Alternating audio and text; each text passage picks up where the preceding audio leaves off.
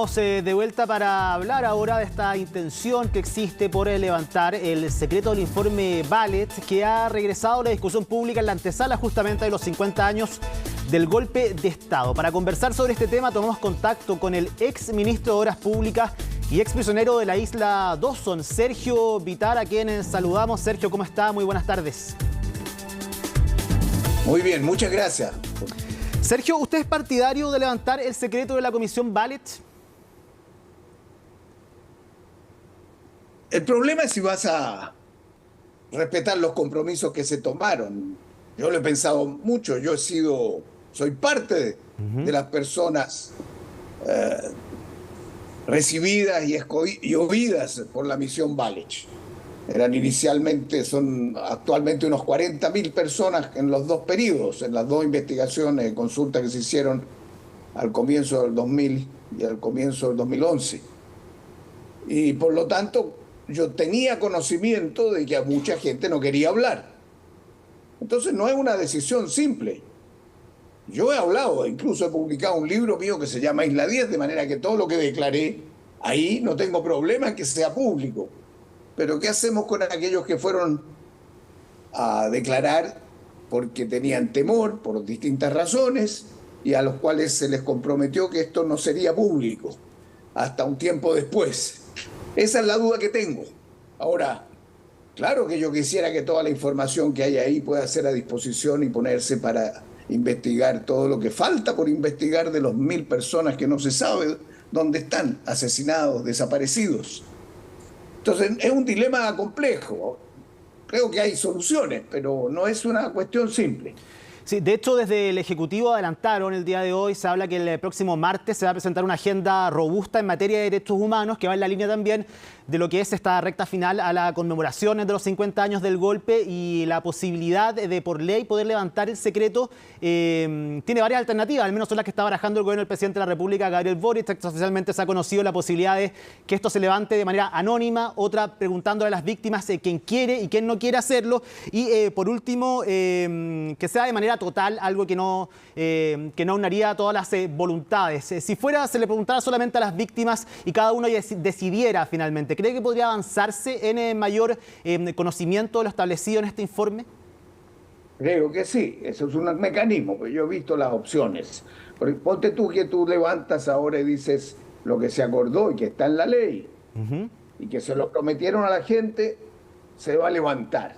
Entonces, bueno, yo conozco gente que me dijo que no quería declarar y después estuvo dispuesta porque era anónimo, porque no se iba a conocer. Conozco mujeres que sufrieron violaciones y un trato aberrante, y puede que quieran que su nieta no lo sepa, que su familia no lo sepa. Otros me han dicho, y yo he sufrido tanto, y si lo cuento y lo digo y la gente no me cree o lo miran como una cuestión secundaria, me afecta lo más íntimo de mi dignidad. Entonces, a mí me costaría mucho tomar esa decisión de pasar por encima de su voluntad. Entonces, ¿cuál es la fórmula alternativa? Yo creo que la mejor es, si se va a decidir y el Parlamento está dispuesto a hacerlo, levantar con anonimato. Y en el caso, por ejemplo, que tú tengas información, que descubres ahí que al levantar la información hay pistas que pueden conducir a descubrir cosas que no se conocen, y la situación de gente que desapareció, ¿dónde está?, puedas consultarle a ellos. Y entonces tienes el registro de todo y haces las consultas. Pero creo que la primera fase debe ser anonimato, y aquellos que están disponibles, como yo lo hice, que lo hagan público ellos, o que estén disponibles a que se haya público. Pero yo diría que es mejor consultarlos, y cuando están fallecidos, consultarles a la familia. Así es. Sergio, esta semana, que está terminando, durante esta semana a mediados, María Luisa Sepúlveda, en entrevista con Mónica Rincón acá en CNN Prime, dijo que la información no está precisamente en las víctimas, sino que está en los victimarios. ¿Usted comparte este análisis? Bueno, a María Luisa Sepúlveda le tengo mucho respeto, así que en general comparto lo que ella dice. La información que nos importa es quiénes son los victimarios para hacer las investigaciones. Y en esas investigaciones preguntarle a esa persona, ¿qué sabe usted? Que no sabemos, diga lo que sabe, o si esa persona desapareció, dónde desapareció y dónde se enterró. Eso es lo que tenemos que buscar. Pero hay que consultar con la familia de manera, como preferencia. Por eso creo que la mejor fórmula, si dependiera de mí, yo estuviera en el Parlamento, votaría por levantarla después de tanto tiempo y después de esta iniciativa de búsqueda, pero con anonimato inicial y proceder, si hay antecedentes al levantar la información, a consultar a la persona si quiere dejar libre esa información para proceder y entregar los datos a la justicia si es necesario. ¿Se puede seguir avanzando en verdad, Sergio, sin la cooperación de los victimarios para poder dilucidar, para poder generar esta justicia, para poder llegar a la verdad, para poder reconstituir historias de las cuales no se tiene información el día de hoy? No es fácil, porque yo te cuento una anécdota que me pasó a mí mismo. Yo siendo senador, por distintas razones, en un momento me pide una reunión privada en el Senado y una persona se presenta, va de vestida de civil, me dice: yo soy militar y yo tengo confianza en usted y quiero afirmarle que en el lugar donde usted es senador, que es por la zona de Tarapacá, como era antes, Arica y Iquique, en la zona de Pisagua, yo tengo constancia de que ocurrió esto en tal lugar. Estos son los antecedentes. Y yo me encontré, pero no quiero que se sepa mi persona. Y estoy buscando los datos porque ahora me los están pidiendo, no creo que los encuentre. Se pasó esto de haber sido el 96 al 98.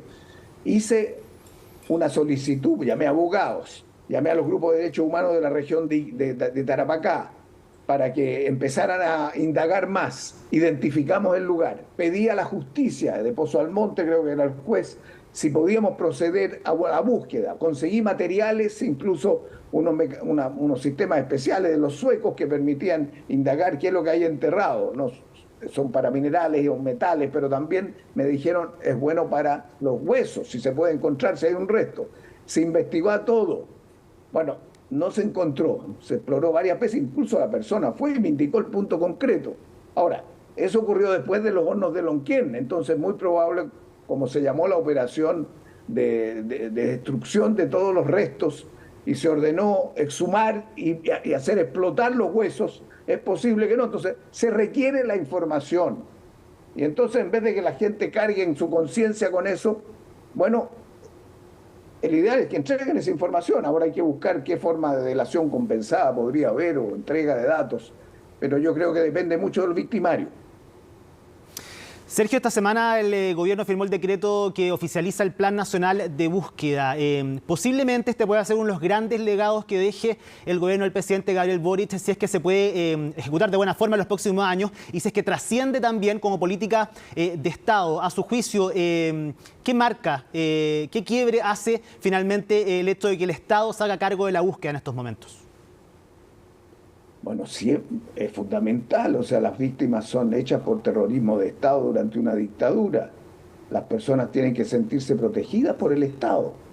A mí me parece evidente. Ahora, eso lo iniciamos desde el primer día de la democracia. Quiero decirle que la decisión del presidente Elwin, cuando adopta la resolución de conformar la Comisión de Verdad y Reconciliación, fue súper difícil.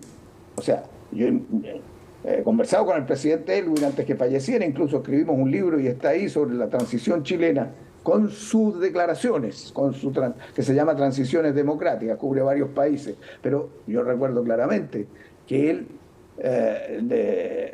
tomó la decisión, incluso sus asesores más directos le dijeron: esto es muy complicado, esto va a abrir. Estaba recién terminando la dictadura y Pinochet seguía de comandante en jefe del ejército.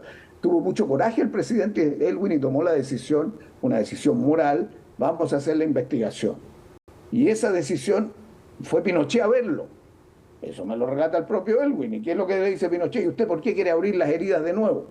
Bueno, es que si una democracia no es capaz de hacer verdad, ¿quién va a creer en la democracia? Entonces hizo eso y después fue copiado en muchos otros países, partiendo por Sudáfrica. Entonces ese era un momento de mayor coraje. Y quiero decir incluso, es un hecho de la realidad, que el presidente Elwin fue personalmente a ver al ex senador Bulnes de derecha para que integrara la comisión. Se negó. Tuvo que recurrir a Gonzalo Vial, que ya falleció, que fue ministro de Educación de Pinochet, un historiador connotado. Él aceptó. A Munátegui, otra persona derecha, tuvo la la voluntad y la conciencia de ser parte de la Comisión Walech. Eso nosotros, yo quiero destacarlo, que hay personas que pueden ser de un lado y de otro, pero que ponen los derechos humanos en primer lugar. Bueno, el gobierno de Frei luego sigue con otra decisión que fue muy contundente en su momento, la mesa de diálogo, juntar a los que sufrientes o los familiares de los desaparecidos o muertos con representantes de los militares, darse la mano en un momento. Luego Michelle Bachelet toma la decisión, el presidente Lago enseguida hace la Comisión Walech, de lo que estamos discutiendo ahora. Después eso se extiende durante el periodo de la presidenta Bachelet y se crea el Museo de la Memoria. O sea, quiero decir que lo que está haciendo el presidente Boric hoy está en línea con un proceso sustantivo que ha hecho la democracia y que es muy importante también lo que está haciendo el presidente Boric hoy para que los chilenos sepamos y tengamos la garantía de que la justicia es parte de la democracia en los tribunales de justicia, que no se la tome la gente por su mano. Pero eso nos da tranquilidad de que vamos a vivir en un país no como otras transiciones, porque esta es la que más ha avanzado en materia de justicia. Eso los chilenos nos olvidamos, pero comparadas con otros, hasta el día de hoy están los tribunales avanzando en eso, después del cambio que se hizo con la reforma procesal penal, que se sacó a aquellos serviles que estaban con la dictadura, y ha saludado a los que sí lo hicieron, muchos jueces de gran valor. Pero esto es una continuidad, yo la considero muy importante para valorar los derechos humanos, valorar la democracia y valorar la justicia. Sergio, quería saber su opinión acerca de este clima polarizado del que tanto se ha hablado durante las últimas semanas. Han existido declaraciones desde figuras importantes del oficialismo, desde la oposición también. Incluso esta semana se ha criticado mucho algunas intervenciones del presidente Gabriel Boric en este tema, que no han contribuido a generar este clima de unidad, de diálogo, de reflexión en torno a los 50 años del golpe de Estado en nuestro país. Le pregunto a usted directamente, ¿es el clima adecuado? ¿Usted creía que íbamos a llegar de esta forma? ¿Hemos retrocedido como sociedad frente a ciertos mínimos civilizatorios en relación a los derechos humanos, a lo que sucedió el 11 de septiembre de 1973?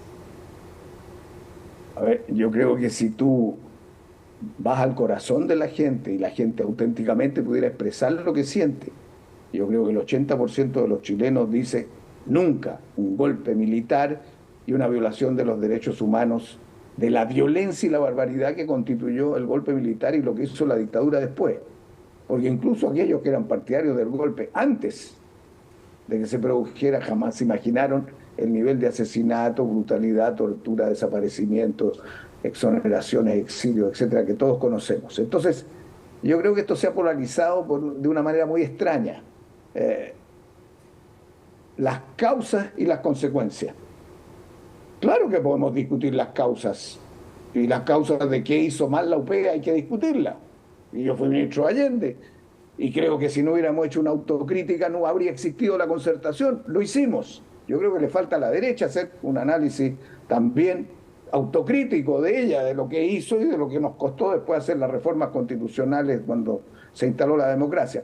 Pero un tema son las causas, que son debatibles, y otras son las consecuencias, el golpe y lo que ocurrió, que es absolutamente condenable. Entonces, la discusión se nos ha polarizado en esas dos cuestiones. Yo creo que hay que aceptar las dos. Hay que autocrítica de las causas, porque nos tiene que enseñar a cómo manejarnos en una democracia, pero la condena al golpe y la condena a los derechos humanos y sus violaciones, como ocurrió, yo creo que debiera ser un acuerdo de todos. O sea, uno tiene que apelar a la buena fe y a la voluntad de los sectores que estando allá, y especialmente a las nuevas generaciones de los partidos de derecha, que yo creo que tienen más libertad para pensar. Y creo que este acuerdo o esta conversación del presidente Piñera con el expresidente Piñera con el presidente Boric es un buen signo que yo aplaudo.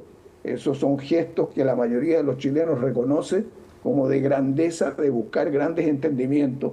Y ojalá hubiera sobre esto, ojalá, y eso puede ocurrir, una declaración conjunta de todos los partidos, cómo se respeta la democracia, cómo se rechaza la violencia, cómo se condena el golpe y cómo se hace esfuerzos de amistad cívica y de gestión de gobierno que permita que las cosas evolucionen sin ruptura. Por último, Sergio, ¿qué significaría que no todos los partidos adhirieran a este llamado que ha hecho el presidente, esta invitación a realizar una declaración conjunta que fije ciertos mínimos civilizatorios, como los han llamado el 11 de septiembre en el Palacio de la Moneda? ¿Qué significaría para nuestro país que no todas las fuerzas adhirieran? Creo que si pensamos en Chile, esto es necesario para la gobernabilidad futura, es necesario para los jóvenes, para las nuevas generaciones. Entonces, si uno piensa así, uno diría, bueno, entonces es antipatriótico, porque si uno pone a la patria por delante, tiene que crear las condiciones de gobernabilidad y de entendimiento. Como muy antipatriótico es, por cierto, y hasta traiciona a la patria, el bombardeo de la moneda, que para mí sigue sacudiéndome en lo más profundo, y por eso que me encantaría que antes del 11 de septiembre, la única rama de las Fuerzas Armadas que aún no lo ha hecho, diga nunca más, la FACH. Entonces, eso nos ayudaría mucho. Si ocurre eso, una tercera rama, y ojalá todas juntas con la ministra de Defensa, digan nunca más. Ha habido posiciones muy claras de muchos militares que ahí tenemos que reconocer su valía. Más una posición común de todos los partidos que haga un reconocimiento con matices. Alguien puede decir, no, no estoy de acuerdo, no está bien, pero en lo esencial, yo creo que eso es patriótico. Y debe ocurrir, y ojalá antes del 11 de septiembre, cuando lleguen los extranjeros y lo miren esto en el mundo, como está ocurriendo, que muestren que somos un país que es capaz, como hicimos derrotar a la dictadura y pudimos construir una democracia, somos capaces ahora de unirnos por tener una nueva constitución y tener un camino de entendimiento. Sergio Bitar, ex ministro de Estado y también ex prisionero de Isla Dawson, le agradecemos por haber conversado esta tarde con CNN Chile. Que esté muy bien. Muchas gracias.